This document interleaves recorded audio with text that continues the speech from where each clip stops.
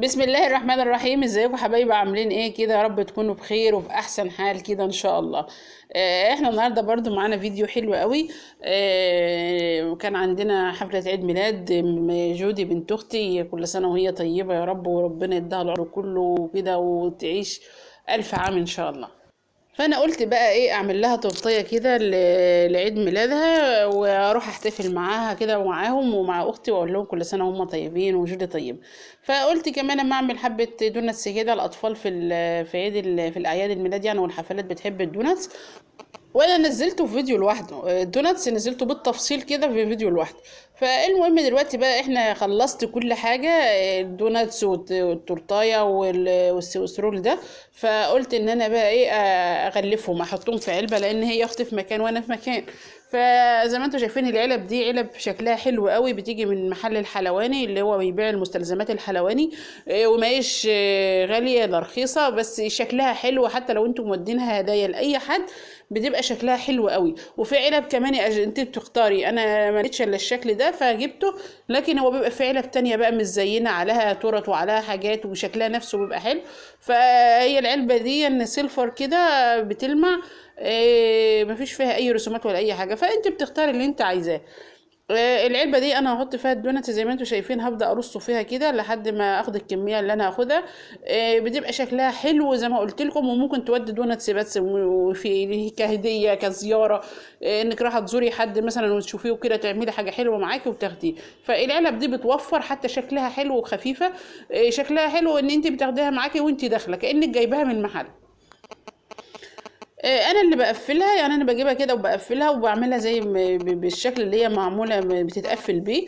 وزي ما قلت لك بقى شكلها حلو يعني وسهله، وما مثلا ما بتاخديش حاجه من البيت صينيه او حاجه، لا انت بتاخدي العلبه دي وبتوديها وخلاص.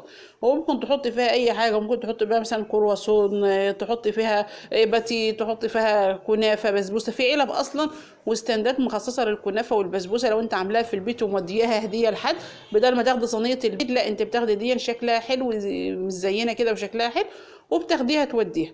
فزي ما قلت لكم انا كده عبيت الدونتس ده، العلبه دي انا هاخدها هقفلها كده وبتتقفل وبتبقى زي الفل.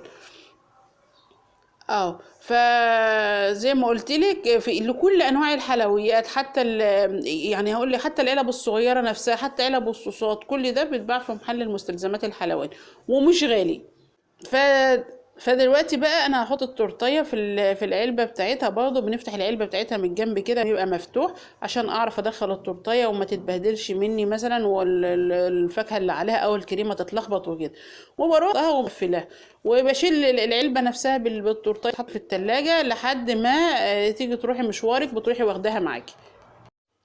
ولو عندك شنطة على قد العلبة حط فيها، لو ما كانش العلبة سهل اصلا انك تشيلها كده على ايدك، خصوصا والتورتيه اصلا لها اللي هي القاعدة بتاعتها دي، فبتبقى سهل خالص انك تشيليها.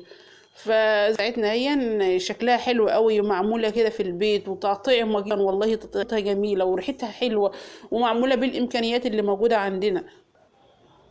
فهي مش، لا بالعكس، اي ست بيت، ولو عندك انت حفله لاولادك لابنك، حفله بمناسبه اي حاجه اعمليها ومش هتكلفك حاجه. احنا طبعا شايفين الاسعار عامله ازاي والوقت عامله ازاي بره، فلا اعملي في البيت ومره في مره بتلاقي النتيجه تطلع حلوه معاك. يعني انا عمايل النهارده التورته مش زي اول مره اعملها يعني، لا الواحد كل مره بيتعلم حاجه جديده، فبيبقى ما تقلقيش. ده السويسرول اهو، السويسرول ده انا كنت عاملاه لنا في البيت، ما خدتوش معايا عيد الميلاد، كنت عاملاه لنا في البيت، فعشان كده سبته على صينيه بحطه في الفريزر، هقطعه واحطه في التلاجة لان احنا ناكل منه. لكن العلبتين دولت اللي هو الدوناتس والتورتيه، دولت هاخدهم بقى عيد الميلاد. وهتشوفوا برضو الفيديو بتاع عيد الميلاد، فيديو برضو خفيف، والعيد الميلاد اصلا كان خفيف بحاجات موجودة عندنا في البيت، ما كلفناش يعني وافورنا الدنيا وجايبين حاجة، لا خالص، كلها حاجات من البيت وعلى قد ايدينا، وفي نفس الوقت حلوة واحنا بنفرح وبنفرح الولاد. وفي نفس الوقت يعني كل ما تعمليها كل ما اما النتيجة معاكي تبقى احسن. دي التورتايه هي طبعا، ده السبونج. انا كده انا بدأ الفيديو من اخره، لكن نبدأ بقى الفيديو السبونج هوريه لكم. زي ما انتم شايفين انا كنت عاملاه الشوكولاته، السبونج شوكولاته وكنت حاطه طبقه من الفانيليا في النص. انا كده بشيل ورق الزبده. انا كده انا يعني المفروض ان الاسبونش ده كان يبات لتاني يوم، لكن انا ما عملته في نفس اليوم وزينته في نفس اليوم، ما بيتهاش. لكن انت لو بيتها بتبقى احسن معاكي، ما بتفرولش، بتبقى ماسكه نفسها اكتر، بتبقى مرتاحه طبعا. فزي ما انتم شايفين انا هقطع التورتايه دي اللي هي الكيكايه دي، انا هقطعها 3 طبقات بالسكينة، تبقى تقطعها سهل خالص وعلى مهلك وبالراحة. وبتلقى اهي، بتتقطع بكل سهولة من غير اي حاجة. وما شاء الله الكيكاية يعني اسفنجية، وانا هشوفها الوقت وانا بحط عليها الشربات عشان بسقيها، بتشرب فعلا يعني اسفنجة اسفنجة. كيكاية سهلة جدا، لان ده دقيق سبونش وبعمله، بجيب نص كيلو دقيق، بتحط عليهم 6 بيضات ونص كوباية مية ورشة فانيليا ومعلقة خل، وتحطها كده في تكون البوتاجاز الفرن يعني يكون شغال، وبتحطيها. دي اول طبقة بنحطها عشان هنزينها.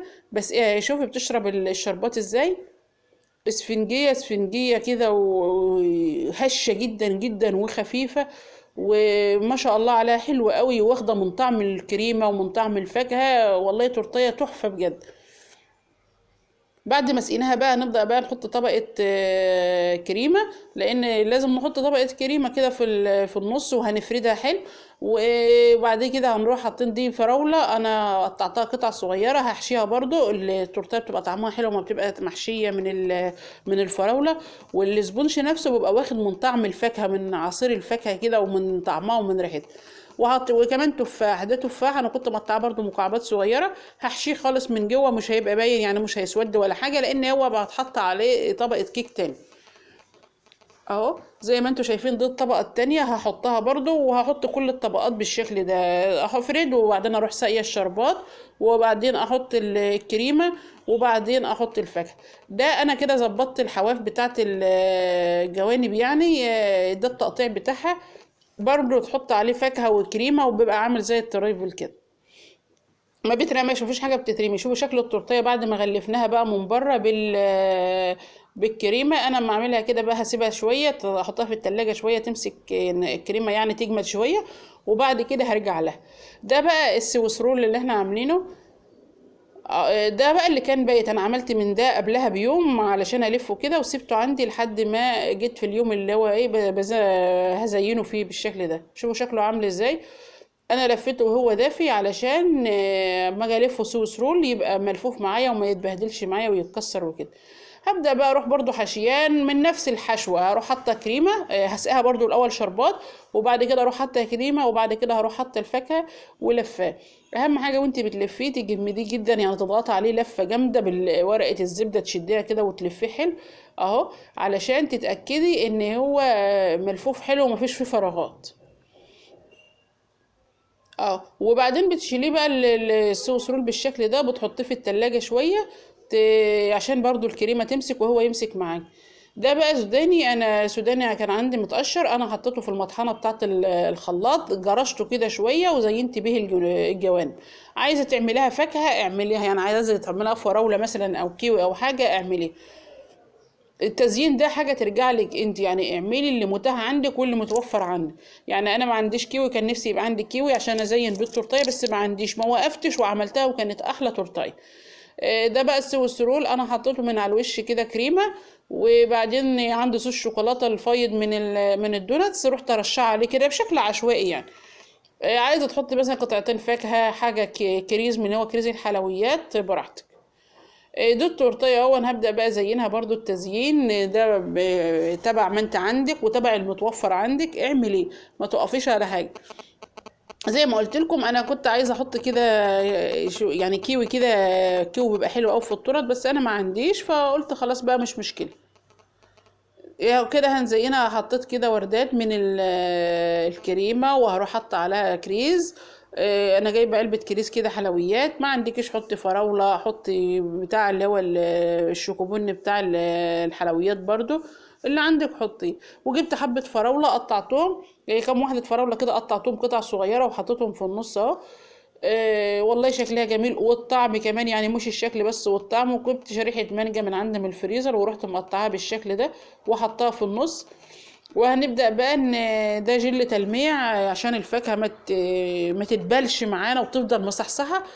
ندهنها بجل التلميع ده جيلاتين على مية سخنة، ودوبتهم وسبتهم يما يبردوا، وبعد كده بدأت ادهن التورتاي. اشوفكم بفيديو جديد.